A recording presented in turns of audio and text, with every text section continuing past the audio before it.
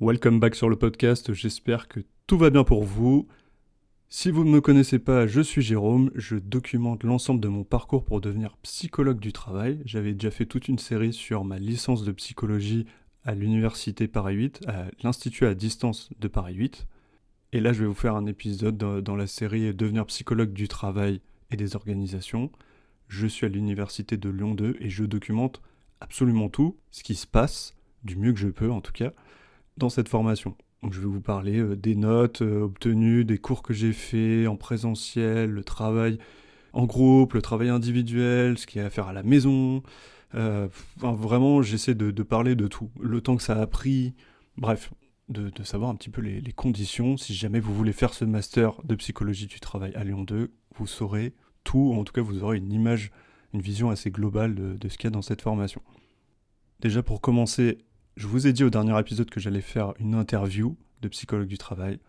Je n'en ai pas eu le temps, malheureusement. Mais du coup, je vous propose cet épisode intermédiaire qui est entre le début du semestre 1 et l'épisode qui va expliquer ce qui s'est passé aux examens, les notes, etc. Du coup, là, c'est un petit épisode intermédiaire. Je ne vais pas revenir matière par matière, c'est vraiment avoir une vision un peu générale de ce qui s'est passé pendant déjà 4 mois. Donc là, on est le 30 décembre, je suis en vacances. Parce que avantage, quand on est étudiant, il y a des vacances, ça c'est cool. Et d'ailleurs, pendant ces 4 mois, c'est un point important, c'est pour ça que j'en parle. En fait, je travaillais une journée de freelance par semaine pour mon ancienne boîte où j'étais salarié. Donc j'avais un jour de travail par semaine, ça représentait 7-8 heures par semaine. Et ça a eu un impact aussi sur comment je me suis organisé. Et j'ai aussi participé, grâce à un psychologue du travail, à une enquête harcèlement, hyper instructif. Mais pareil, ça m'a pris du temps en parallèle des études. Et c'est vrai qu'on m'a dit le master, attention, c'est quand même assez dense, etc. Je me suis dit, ouais, un jour par semaine, ça devrait le faire. Alors ça l'a fait, mais voilà, faut pas... Je pense qu'au-dessus d'un jour, ça devient un peu compliqué. Donc au final, un jour par semaine, c'était plutôt adapté. Et l'avantage, c'est que je pouvais m'organiser comme je voulais. Donc je faisais une demi-journée, je sais pas, des fois c'était, j'en sais rien, le mardi après-midi, ou le jeudi matin, ou le jeudi après-midi, ou peu importe.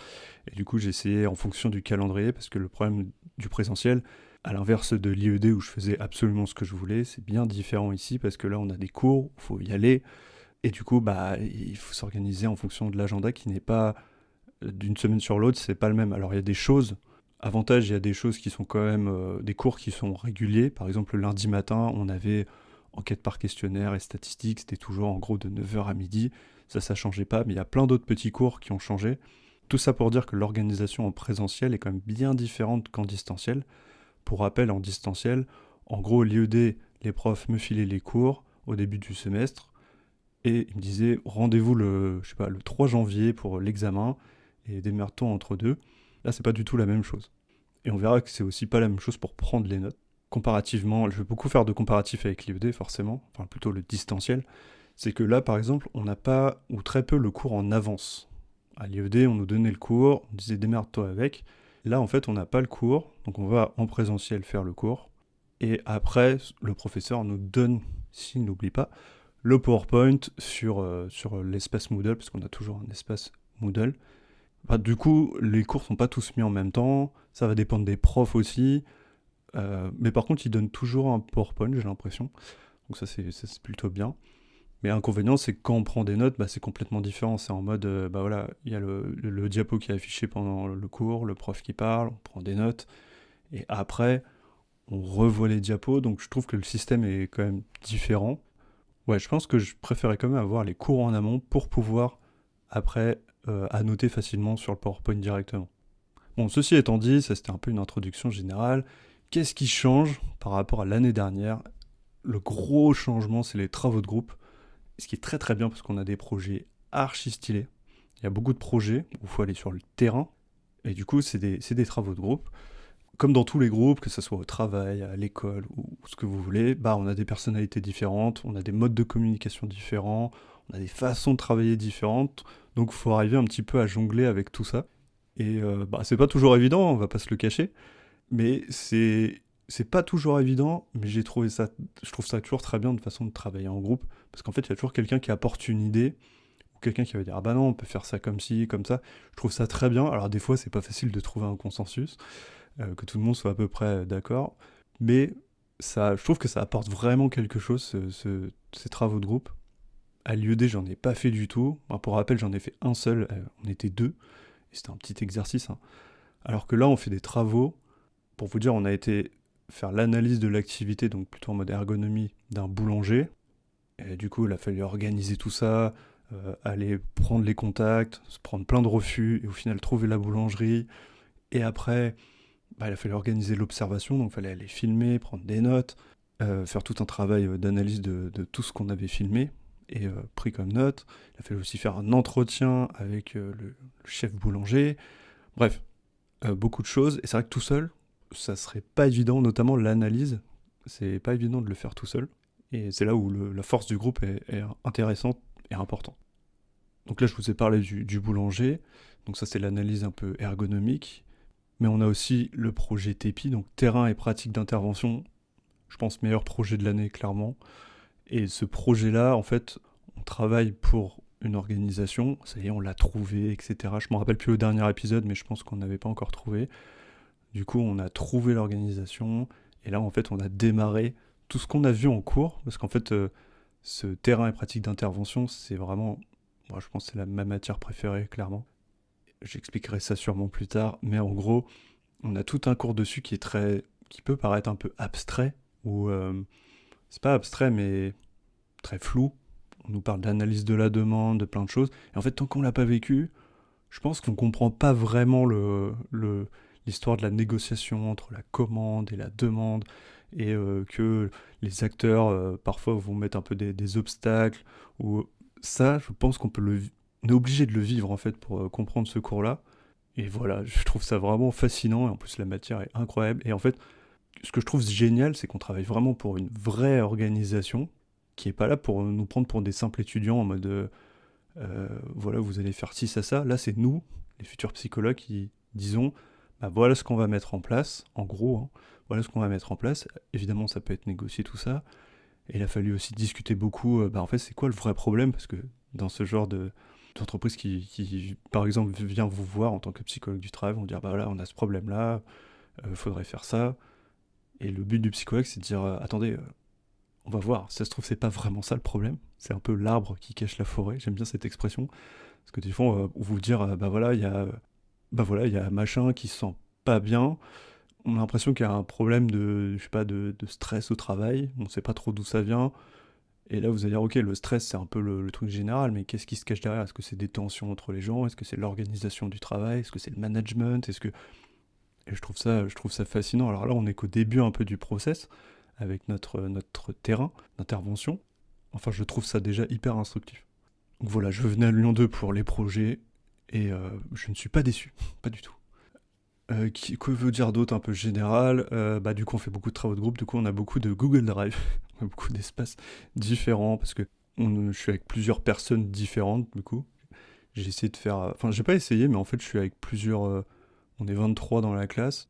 Ça s'est fait un peu tout seul, mais en fait, j'ai travaillé quasiment que avec des personnes différentes, ce qui est plutôt pas mal pour voir un peu comment les autres travaillent. C'est plutôt sympa. Mais du coup, on a un max de Google Drive, un max de conversations WhatsApp aussi. Ça, c'est la conversation de la promo, la conversation du projet 1, projet 2, projet 3. Des fois, on s'y perd un peu quand il y a beaucoup de messages. Mais faut arriver à bien suivre. Après, en termes d'organisation, l'année dernière, encore une fois, je m'organisais comme je voulais, et c'était plutôt des examens ou des devoirs. Les devoirs, on les rendait en gros en décembre, et les examens, c'était en janvier. Ok. Et j'avançais un petit peu tout en même temps, et en décembre, un petit peu plus sur les devoirs. Là, j'ai clairement fait un abandon des rendus individuels, parce qu'en gros, il y a les rendus collectifs, les rendus individuels, et après les examens. Et au début, je pensais que j'arriverais à mener un peu tout, et en fait, je me suis vite dit, ok, mais d'abord en priorité le rendu collectif, parce que le but c'est évidemment c'est de rendre tous les rendus à temps, mais les rendus collectifs, t'es à plusieurs, donc faut aussi prendre en compte les autres. Et moi je suis pas de la team on va rendre à la dernière minute, ça peut être le jour d'avant, mais je veux pas qu'on soit à l'arrache, qu'on arrive le dernier jour en mode putain on n'a rien fait. Du coup le but c'est de préparer tout ça, et je me suis dit mets toute ton énergie là-dessus, tu feras les rendus individuels après. Et d'ailleurs c'est exactement ce que je suis en train de faire, donc là on a fait les rendus collectifs, on va dire, sont à peu près prêts. On en a rendu quelques-uns. Et je me suis dit, Une fois que tu seras en vacances, après tous les cours, déjà ça va décharger mentalement le cerveau en mode ok, t'as plus les cours, t'es plus freelance, donc t'as plus ce jour par semaine, t'as plus l'enquête harcèlement, bam, vacances, tu vas pouvoir, on va dire, aérer l'esprit et pouvoir faire les rendus individuels et aussi après réviser les examens bien sûr. Chose à savoir, on n'a pas beaucoup d'examens, on en a 4, on va dire 3 vraiment et un petit. Voilà, c'est pas énorme, donc j'ai mis toute mon énergie sur le collectif d'abord. Là, je suis en train de faire là actuellement. Avant cet enregistrement, je faisais un devoir et juste après, je fais un devoir aussi. Donc, je suis en train de préparer tout ça pour pas être à l'arrache. J'avais un peu peur que les vacances de Noël, ça soit un peu compliqué, mais au final, ça s'organise plutôt pas trop mal. Donc, je suis assez content. Donc, rendu collectif, rendu individuel, examen. Les examens, pour parler des examens, c'est plutôt. On a un peu plus de temps pour les examens parce que c'est la deuxième semaine de janvier. En gros, on a un petit examen le 9 janvier, mais sinon, les vrais examens, c'est le 13 janvier, le 15 janvier et le 16 janvier. Donc c'est cool parce qu'on a un peu de temps justement pour faire les rendus. En fait, si les rendus, parce que les rendus, pour vous dire, les rendus, en gros, c'est le 6 janvier. Et si on nous avait mis des examens 7, 8, 9, bah là, j'aurais été un peu, ouais, ça aurait été un petit peu compliqué. Parce que là, j'essaye d'avancer en même temps les rendus, les devoirs, et en même temps quand même de préparer les examens. Je prépare mes mind maps et mes notes. Et sinon, les examens, je crois que j'en avais déjà parlé, mais en gros, c'est 1h30. Souvent, c'est 1h30 d'examen. Il n'y a qu'un examen, on a 3 heures d'examen, mais avec le cours. Ça faisait longtemps que j'avais pas eu ça, j'ai pas du tout eu ça en licence. Un examen, on a le cours. Ça me fait toujours un petit peu peur, cette histoire d'avoir le cours. En plus, c'est pas la matière que je préfère.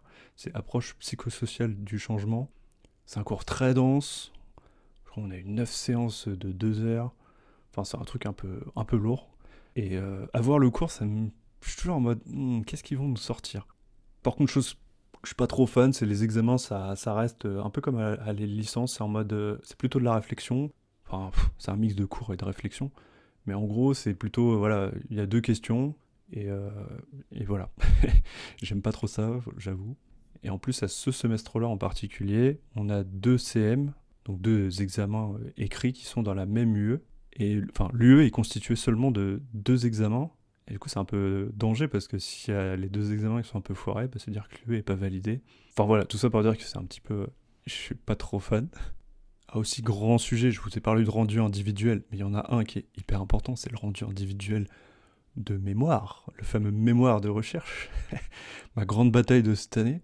Je suis pas un grand fan de la recherche, mais là je commence un petit peu à avancer sur le chemin.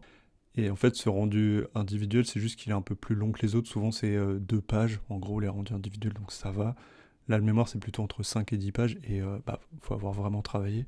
Avantage, c'est que pour le mémoire, pendant tout le semestre, et même le semestre d'après, en fait, tous les mois, ouais, c'est à peu près ça, tous les mois, on a 2 heures d'accompagnement avec notre professeur. Alors, inconvénient, on est 8 dans la classe, enfin, on est 8 dans le groupe, du coup, 2 heures, c'est très très court, ça fait un petit 15 minutes quoi, pour présenter son travail. Avantage avec cette professeure, on prépare à chaque fois, on doit préparer quelque chose en fait. Et ça dépend vraiment de votre enseignant qui accompagne. Mais nous en fait on prépare un PowerPoint avec nos idées, ce qu'on a vu de la recherche, la revue de la littérature, c'est quoi nos hypothèses, la problématique, tout ça. Et en fait petit à petit, on a commencé à construire quelque chose chacun en fait. Ça permet un peu de clarifier sa pensée petit à petit, parce qu'au début c'est très revue de littérature, bah voilà, je suis un peu perdu, qu'est-ce que je vais choisir? Et là petit à petit c'est un espèce d'entonnoir, bon je trouve qu'il n'est pas assez en forme d'entonnoir, quoi, il a des bords très parallèles, mais l'entonnoir petit à petit s'affine. Là j'ai à peu près l'idée de la population que je vais étudier, de la problématique pas encore, par contre la question de recherche je l'ai, je commence à avoir aussi les hypothèses qui sont pas trop mal, la méthode aussi, qui va plutôt être qualitative dans mon cas. Voilà, l'entonnoir se resserre petit à petit, et on va voir ce que ça donne. Mais ça, c'est un gros boulot cette année, et j'ai vu que c'était un énorme coefficient. Donc voilà, faut pas trop se foirer dessus. Mais avantage, tous les mois, on a le prof, du coup, qui nous cadre. Et ça, c'est hyper précieux. Qu'est-ce que je peux vous dire d'autre? On a fait 2 jours de déontologie et d'éthique. Alors là, c'était pas mal parce que c'était pour finir on peut dire le semestre. C'était les 2 derniers jours avant les vacances. Et là, c'était vraiment, on était avec tous les Master 1 de psychologie, et peut-être de droit aussi. Bref, on était avec les Master 1. Je sais pas, on était à un amphi où il y avait, j'ai pas compté, mais peut-être 300 personnes. Et là, on était vraiment en mode amphi, alors que nous, dans notre master, on est 23, on est toujours dans des petites classes, en fait, finalement, et c'est très bien. C'est vrai que là, on était dans un amphi en mode licence, alors que moi, j'ai pas vécu en présentiel, mais je pense que j'aurais détesté, parce qu'en fait, il y a du bruit tout le temps, et c'est pas hyper cool pour se concentrer. Mais tout ça pour dire que les 2 jours de déontologie, j'ai bien aimé, en même temps, je trouve que c'était trop 2 jours. Et le problème, c'est que c'était très axé sur la recherche, et moi, la recherche, bah, c'est pas ce qui m'intéresse le plus. Mais je trouve que c'est bien d'avoir ces 2 jours. Après, je crois qu'on a 2 jours au semestre d'après. Donc c'est très bien, mais je pense que c'est un peu trop. Je pense qu'un jour, ça suffit largement. Avantage, on a eu des intervenants très différents. Il y a eu des profs, mais aussi des gens extérieurs. Il y avait eu je sais pas si c'était informaticien et une juriste ou avocate. Et une intervenante, pareil, d'une entreprise, ou en tout cas externe, qui n'est pas prof. Et c'était cool d'avoir leurs différents points de vue, mais encore une fois, c'était très axé recherche. Et je pense que l'idée là du master, c'est de nous faire infuser un peu ce côté éthique, déontologie, que ça infuse dans notre esprit de futur psychologue, et de nous en mettre une petite couche de temps en temps. Donc je suis pas du tout contre, je trouve juste que 2 jours c'est un peu long, et j'aimerais bien avoir... Enfin, c'était vachement éloigné de la psychologie du travail, c'était très clinique, mais encore une fois, c'était intéressant. Autre chose, rien à voir, on a fait une classe inversée en psychologie du travail, une de mes matières préférées. En fait, on a dû encore une fois travailler en groupe. La professeure nous a donné des articles et elle nous a dit voilà, pour la semaine prochaine, on avait 1 ou 2 semaines pour préparer, moi peut-être 2 semaines. Nous, on a choisi, en gros, elle avait construit un cours. Je vais vous retrouver ça. En fait, le cours a été découpé en 6 parties. On a à peu près 15-20 minutes chacun, chaque groupe. Et en gros, on s'est divisé en plusieurs groupes, et donc elle nous avait donné les parties. Donc il y avait définition du stress, les principaux modèles, les applications de ces modèles, la psychopathologie, la psychodynamique, les cliniques du travail. Et en gros, chaque groupe prenait un truc. Nous, on a appris l'application des modèles, les apports et les limites. Donc en gros, on parlait de Karasek, de Sigrist, d'Emerouti, de Maslach, etc. Et bah, il a fallu préparer ça, donc chacun s'est un peu réparti les différents modèles. Et moi, j'étais plus sur la préparation du PowerPoint, et j'ai aussi fait l'oral d'ailleurs. Mais j'ai trouvé ça sympa parce que c'était pas noté, mais on avait envie que ça soit bien, donc chaque groupe, je trouve, a fait un truc sympa. Et voilà, c'était cool aussi de... Alors évidemment, c'est du travail, la classe inversée, mais avantage, c'est que vu qu'on travaille beaucoup plus le cours, en fait, on le comprend mieux, on le retient mieux, et voilà. Mais évidemment, je ferai pas ça dans toutes les matières parce que ça prend beaucoup de temps. Mais encore une fois, en groupe, bah, l'avantage, c'est qu'on n'est pas tout seul, on peut préparer le truc à plusieurs et se partager les tâches. Je fais un tout petit point sur l'anglais. Alors l'anglais, j'ai bien aimé. C'est pas l'avis de tout le monde. J'ai bien aimé le prof, mais c'était très... En fait, c'était peu de... J'avais peur que ça soit un cours trop en mode grammaire, vocabulaire. Et en fait, ça l'était très peu. Mais par contre, c'était beaucoup de travaux de groupe. Alors à 8 h le mardi matin, je vous avoue que j'étais très très content que ça se finisse, mais c'était plus parce que j'en avais marre de me lever à 8 h du matin et à chaque fois de me dire je vais pas pouvoir me poser sur ma chaise. C'était en mode faut toujours discuter avec des gens, travailler en groupe.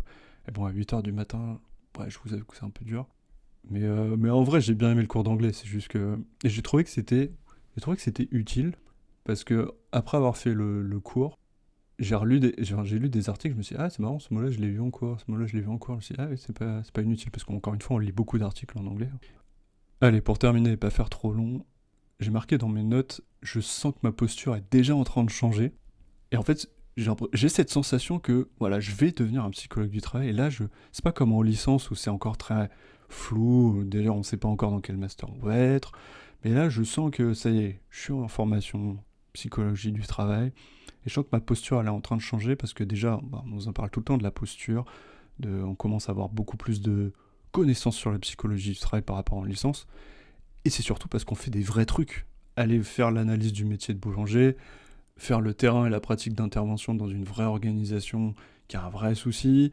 J'ai vraiment cette sensation on rentre vraiment dans le sujet, et pas en mode ouais, il y a le cours. C'est en mode bam, vous allez sur le terrain. Évidemment, il y a le cours à côté qui vient faire un peu appel aux connaissances, et c'est pas mal, parce que je trouve que l'articulation était pas trop mal, notamment pour terrain et pratique d'intervention. On a beaucoup parlé d'analyse de la demande, et c'est le premier truc qu'on fait. Et là, je trouve que petit à petit, je me dis, ah ouais, si, on a vu ça en cours. Et je pense que là, c'est pas du tout fini le projet. Ça se finit en mars. Et du coup, je pense qu'au petit à petit, on va voir ce qu'on a vu dans le cours, on va dire putain, mais oui, la prof nous avait parlé de ça et c'est arrivé. Et avantage des TD, c'est que, oui, je vous dis, on a le TD sur le terrain, mais on a aussi un accompagnement de la prof. Et du coup, avantage, c'est que déjà, bah, elle nous suit, un petit peu comme pour le mémoire de recherche. Elle nous suit, elle fait un peu le tour des groupes. Et ouais, voilà, je sens que ma posture, elle est en train de changer. Alors là, je suis qu'au début du master, mais je me demande à la fin ce que ça, ce que ça donne. Puis après, il y aura les stages aussi. Ah, si, peut-être chose pour terminer, les stages. Je me rappelle plus ce que j'ai dit la dernière fois, mais en gros, là, je suis prêt en stage. Et du coup, dans une entreprise qui... En gros, je vais aider les RH. C'est un peu un stage en mode entre RH et psychologie du travail. En gros, cette entreprise, ils ont plusieurs RH et bah, quand il y a des problèmes de risques psychosociaux, en gros, ils font un diagnostic un peu tous les ans et quand ils détectent des problèmes, bah, le problème c'est que les 7 RH, qui sont pas au même endroit, vont soit faire différemment, soit n'ont pas trop de connaissances en risques psychosociaux, soit... Bon, bref, vous voyez un petit peu cette idée de... Ils font pas tous de la même manière, ils savent pas où aller chercher, où se documenter. Et moi, mon but, c'est un peu de construire une boîte à outils, un peu pour les RH, en mode risques psychosociaux. Qu'est-ce qu'on fait, en fait, quand on détecte des risques psychosociaux? Où est-ce qu'on trouve les documents? C'est quoi la procédure à suivre? Etc. Parce que le stage en Master 1, il est un peu particulier, où c'est... On est dans un espèce d'entre-deux, un peu entre observation, et on peut faire des choses, je trouve que la fac elle reste assez full sur ce stage-là, à l'inverse des deux autres en Master 2 qui sont assez clairs sur le sujet. Mais là, ça reste, vous pouvez faire un petit peu plein de choses. On pourrait faire, je sais pas, du recrutement, enfin, en fait, on peut faire plein de choses. Et moi, j'ai trouvé ça grâce à ma chérie, donc très content, parce que du coup, je suis en stage à partir du 21 janvier, et je vais faire ça sur 2 jours par semaine, donc plutôt pas mal. En gros, pour le semestre 2, on a 2 jours de cours lundi, mardi. Moi, je vais avoir un jour de pause, entre guillemets, pour faire le mémoire, et 2 jours de stage. Donc là, ça va être beaucoup plus facile parce que j'ai plus mes jours de freelance, etc. Donc là, l'agenda devient beaucoup plus simple. Et enfin, pour terminer, je suis très content, je l'ai déjà dit, mais on a un vrai temps de vacances, ce que j'avais pas avant à l'IED. En fait, il y a vraiment des vacances universitaires, mais vu que j'étais à distance, en fait, ça n'avait aucun impact sur moi et je prenais pas du tout de vacances. En fait, je travaille tout le temps, tous les jours. Et là, en master, alors, je travaille toujours tous les jours, mais je sens vraiment que je suis en vacances. J'ai pas besoin d'aller à la fac. Parce que, ouais, faut y aller, c'est un peu loin. Mais voilà, il n'y a pas besoin d'aller à la fac, il n'y a pas besoin d'assister aux cours. C'est un vrai temps un peu de pause, même s'il faut travailler les devoirs, les examens, machin. Mais on a plus le temps. Et ça, bah ça c'est génial. Et allez, pour terminer, je suis très content parce que je vous partage ça. Maintenant, j'y vais en vélo, ça j'ai dû le dire. C'est à peu près à 22 km aller-retour. Et en fait, en cumulé, ça c'est pour montrer les effets cumulés un peu de ce qu'on fait un peu tous les jours. Bah en fait, en 3 à 4 mois, là, j'ai fait 1300 km de vélo. Bon, je me suis aussi fait voler mon vélo, mais vous inquiétez pas, j'en ai racheté un. Mais en gros, 1300 km de vélo, ça me... Wow. Enfin, je sais pas, moi ça m'impressionne parce qu'avant j'en faisais pas du tout. Mais tout ça pour dire que les effets cumulés, un petit peu tous les jours, bah ça peut faire des grands résultats. Voilà, c'était un petit peu le débrief de qu'est-ce qui s'est passé pendant le semestre. Et le prochain épisode sera en gros les résultats des examens, comment se sont passés les examens, les notes. Donc là, je pense que c'est un petit peu dans un moment parce qu'il faut avoir le temps que j'ai l'ensemble des notes pour vous expliquer. Et bah du coup, je vous dis à l'année prochaine. Portez-vous bien. Et aussi, bah du coup, l'année prochaine, mon but, c'est vraiment de commencer les interviews de psychologues du travail sur ce podcast pour rentrer vraiment dans le sujet. Pareil, la posture, pour devenir vraiment psychologue du travail. Et du coup, je me suis mis un objectif de 6 interviews. Ça me paraît largement jouable en 2026. Donc voilà, petit teasing. Je vais essayer de faire 6 épisodes d'interview. Voilà, c'est tout pour moi. Je vous donne donc rendez-vous au prochain épisode et vous dis à l'année prochaine.